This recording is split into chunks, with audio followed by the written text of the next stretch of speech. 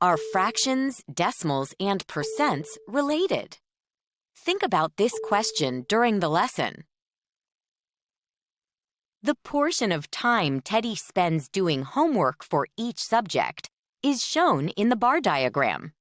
He spends 30% of his time reading, 3/5 of his time doing math problems, and the portion of his time spent doing research for science is 0.10. How can you write the amount of time Teddy spends on reading or science as a fraction, decimal, and percent? Fractions, decimals, and percents are 3 ways to show parts of a whole. How can you analyze a quantity to write it as a fraction, a decimal, or a percent? Write 30% as a fraction and as a decimal.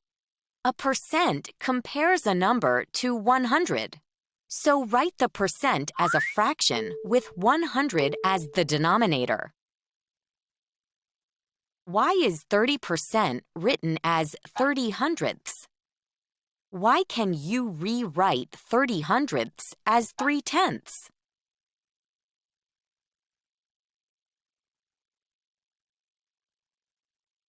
30% is written as 30 hundredths because a percent represents a part of 100. You can rewrite 30 hundredths as 3/10 because they are equivalent. You divide both the numerator and denominator by the same power of 10. You can write a fraction with a denominator of 10 or 100 as a decimal. What is an equivalent decimal for the fractions shown? Select your answer.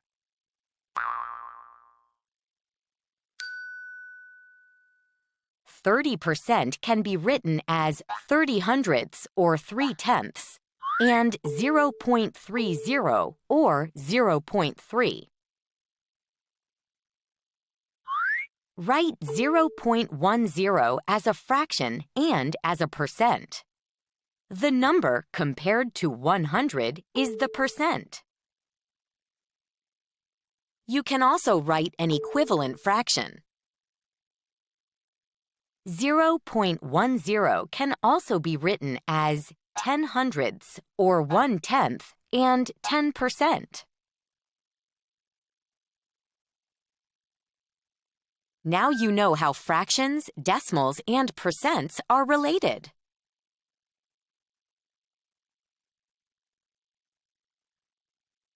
Anna spends 45 hundredths of her homework time reading. What is 45 hundredths as a percent? Explain.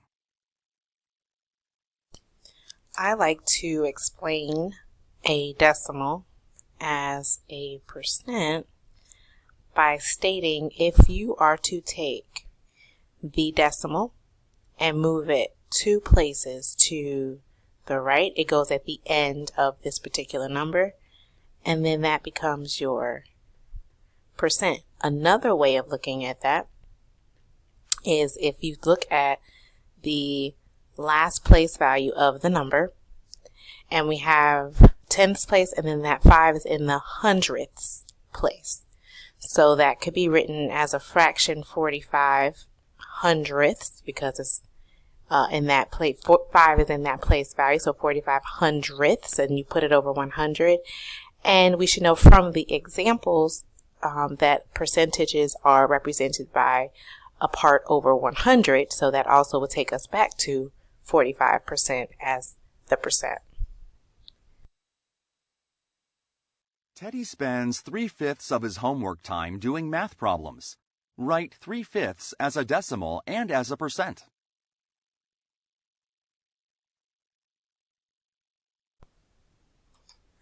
One way of showing this is using division to find the decimal. So you have 3 over 5, which is the same as saying 3 divided by 5.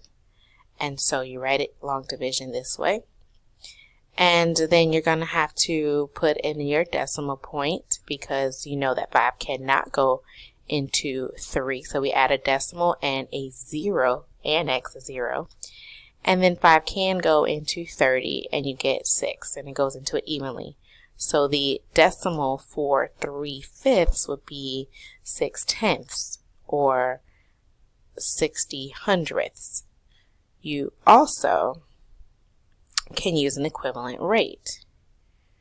So you have 3/5 equal to a number over 100, and then you think 5 times what will give me 100?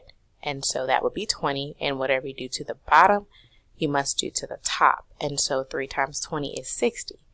And so we get 60%, or 60 over 100, which is also equal to 60%. So as a percent, 3/5 is 60%.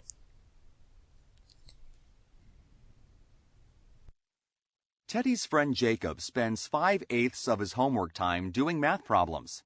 Write 5/8 as a decimal and as a percent.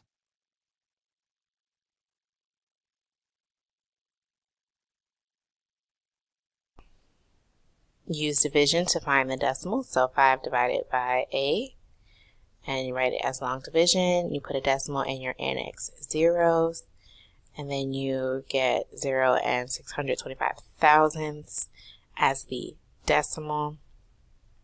And then we have to find the percentage. So we can use the decimal to find an equivalent rate. So we have 625 thousandths. That last number is in a thousands place, so we put it over 1,000. And then you have you have to divide this time because we want a percent, and it has to be over 100. So in this case, you would divide by 10 to get to 100, and you do the same to the top, and you get 62 5/10. So the percentage here would be 62 5/100%. 5/8 is that decimal. Is that percentage.